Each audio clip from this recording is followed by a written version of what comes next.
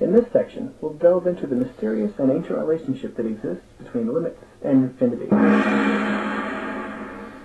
As you calculate various values of f and evaluate different functions, you can come across some bizarre things. For example, take a look at this function.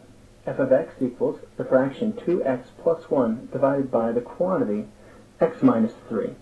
Now, if you plug in 3 to this, you're going to get 7 divided by 0.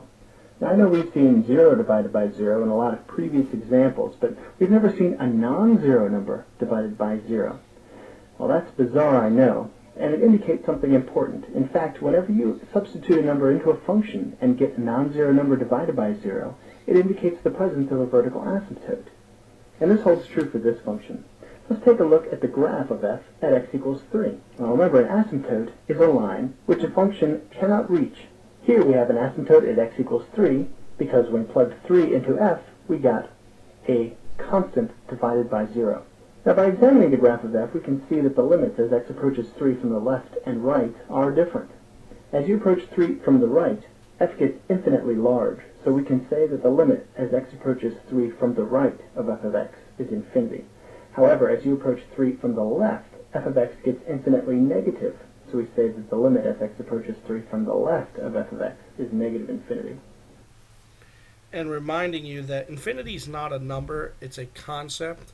So showing that a limit goes to infinity or negative infinity is really describing how the limit doesn't exist. It's giving a characteristic of how the limit doesn't exist.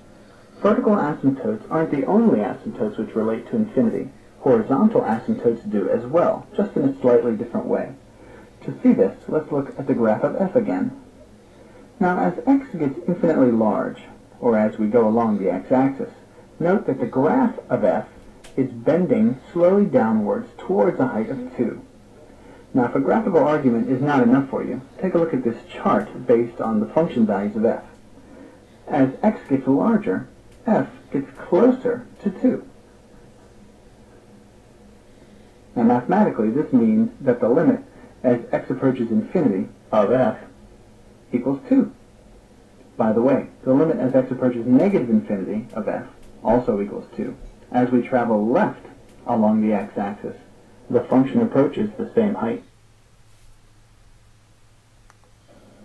When I was explaining the last example, I said that x was getting infinitely large, and we translated that mathematically as the limit as x approaches infinity. Now this type of limit is called a limit at infinity. If this limit exists for a function, then that function possesses a horizontal asymptote at the height given by the limit. That's a lot of gobbledygook, but it's very simple in practice.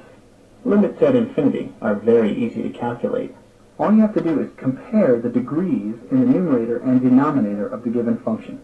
By the way, the degree is the highest exponent. So if we take a look at f again, we'll notice that the highest degree in both the numerator and denominator is 1. Because remember, if we don't write a power, it's inferred to be 1. Now in this case, the degrees of both the top and the bottom of the fraction are equal, and therefore the limit at infinity of this fraction is going to simply be the coefficients attached to those highest degrees. Again, sounds like a lot of gobbledygook. We just take the coefficients of those x terms to make up the limit.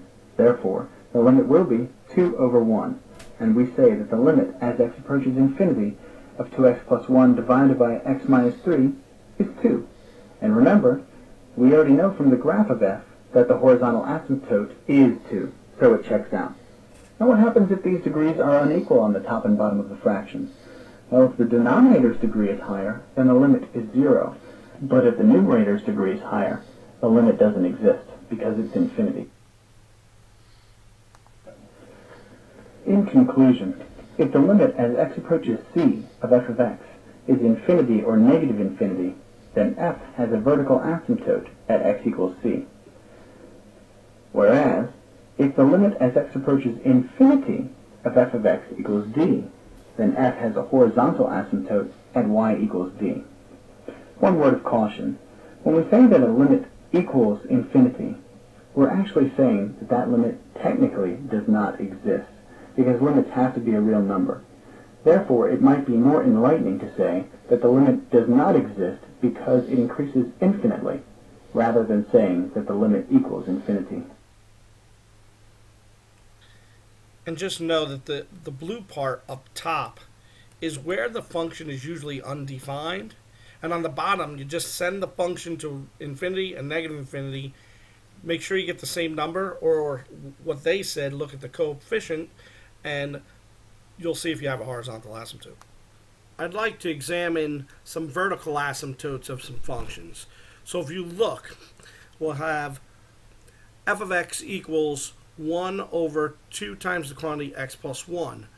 Well, where is it undefined? We're looking at vertical asymptotes, so we're looking at undefined stuff. So we're going to send the limit. It looks like negative 1 is where it's undefined. So we'll look at the limit from the left and the limit to the right. They both equal, or they both do not exist. One goes to negative infinity, one goes to positive infinity.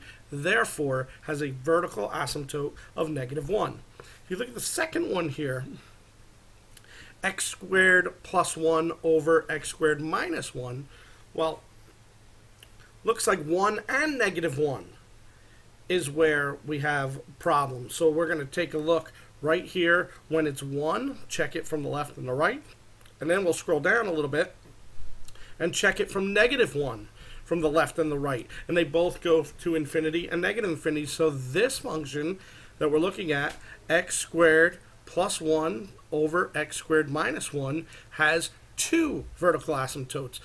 X equals 1 and x equals negative 1. So yeah, you can have more than one asymptote. And here we are, your buddies, okay, the trig functions. We have the cotangent. So if we look at the cotangent, reminding you that the cotangent is the cosine over the sine.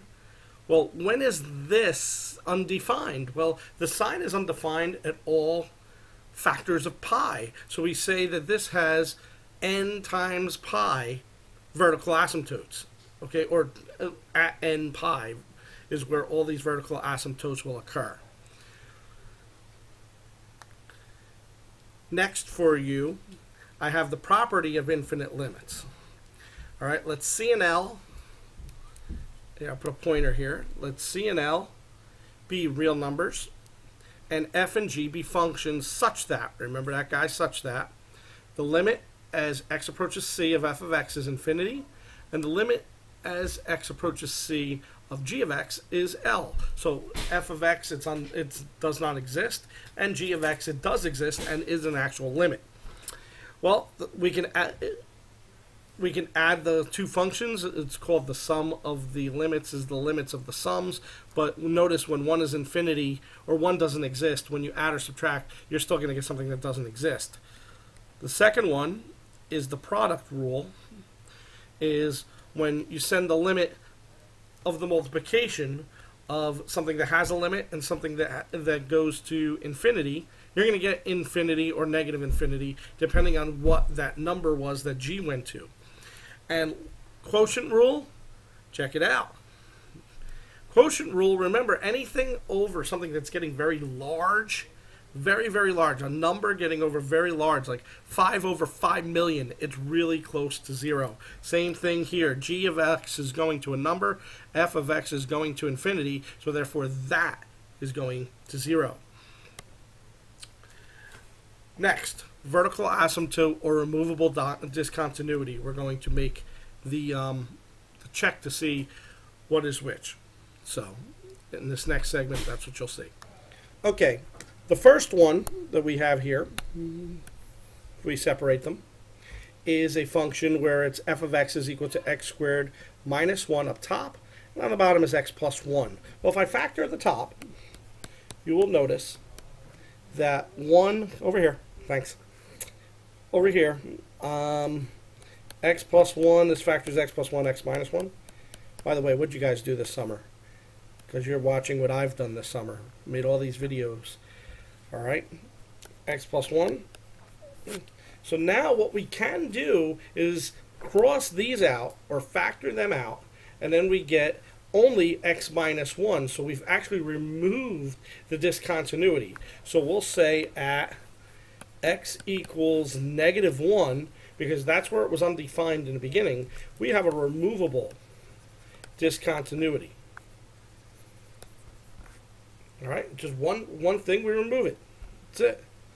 All right, and that's because I can algebraically do it. In the other examples you've seen before, we weren't able to, like this one right here. f of x is equal to x squared plus 1 over x plus 1. Well, we look at it. It can't be factored on the top. So if it can't be factored, I say, all right. We look at the limit as x goes, and this is a lot of work. I don't expect you to do this, but I'm showing you for the first time, perhaps. All right, as x goes to -1 from the left, and the limit as x goes to -1 from the right. Either way you slice it, all right, one is going to be infinity, one's going to be negative infinity. Okay, this one's actually going to be infinity, maybe? Yeah, something like that. And this one's going to be negative infinity? -1, I don't know. You tell me. I have no clue. This one I think is negative infinity. I don't know if it matters. Yeah, because that would be more of a negative number downstairs. Okay, so this one means that we have a vertical asymptote. It's one of my favorite words to say, asymptote. A vertical asymptote at x equals -1. And notice, importantly, that I checked the limit from both sides. Okay, you need to check the limit from both sides. If you don't check the limit from both sides, then you've done yourself a disservice. Last thing. I might have said that before, but remember, last thing always means 2, right? Okay. Find the limit. The limit as x goes to 0 from the left of 1 plus 1 over x. Well, when I throw the limit in, I apply the limit. Whoa, wrong. We don't want the, whoa. We're getting crazy and silly here. Do you notice this? All right, let me restart. Always have to have a restart. Limit x approaches 0, I think from the left is what I was going. Okay, so now when I apply the limit, I'm going to get 1 plus, and actually this guy will go to negative infinity. And from one of the properties, illustrating one of the properties I just showed you, 1 plus negative infinity, well, you know, that's negative infinity plus 1. It's usually negative infinity, or it still doesn't exist. All right, illustrating from the property before. We'll do a lot tomorrow. Maybe put you in groups, have you do it a little jigsaw-wise. So good luck. Hope you learned a lot, and I'll see you tomorrow in class.